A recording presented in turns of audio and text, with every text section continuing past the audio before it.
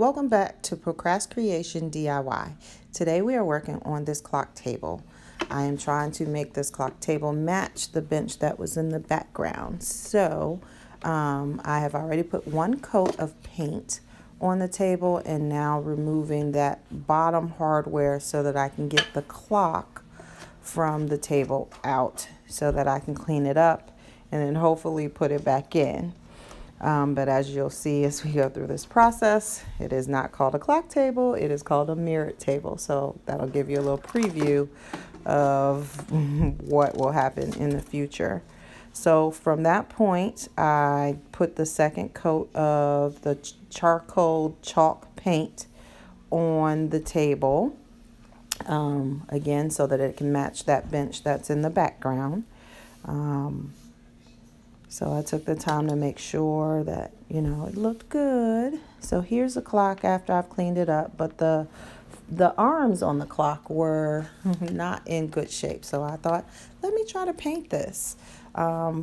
If I had to do it again, I would probably use spray paint. But of course, this is my first time and I'm learning as I go. So I did not do that. And I used some of the charcoal paint actually so that I thought it would match even more.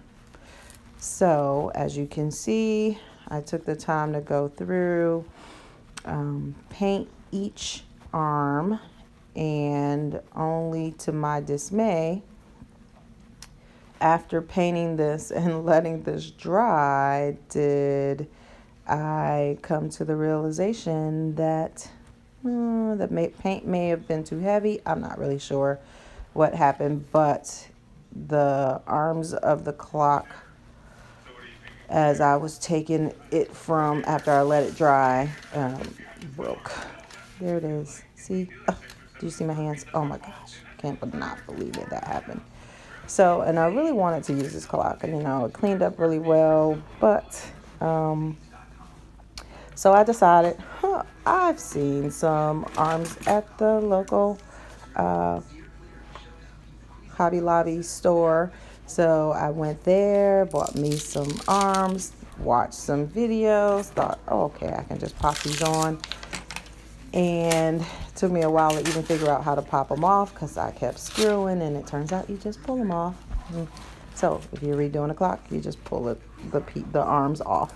So as you can see, I'm trying to snap those pieces into place because I'm thinking that's all it takes. I was wrong.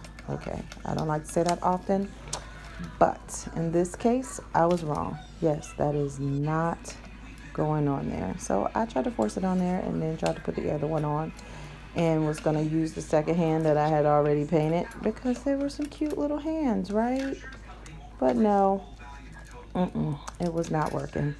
So I had to ditch that idea. So the next idea was to actually clean that glass that was in there, and partly being lazy, partly there was rusted screws in there and I was scared I wouldn't be able to get them back in. I cleaned the table as is, figuring it's the bottom, and I was going to use some mirrored paint, which you'll see here in a second. What I've learned about mirror paint is that needs to be all the way dry. Okay, so there's you can't even hardly see the can. Sorry, y'all.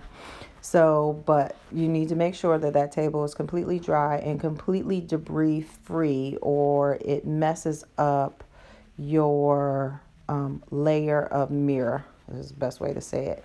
So, and it needs to be even. So something else, I'm just spraying. Look at me, y'all. Too much spray. So I let that dry for like 5 minutes in between, put on another coat. And here you have it, ladies and gentlemen. Here is the mirror table along with that bench. If you like this project, please subscribe, and we'll see you with the next DIY project.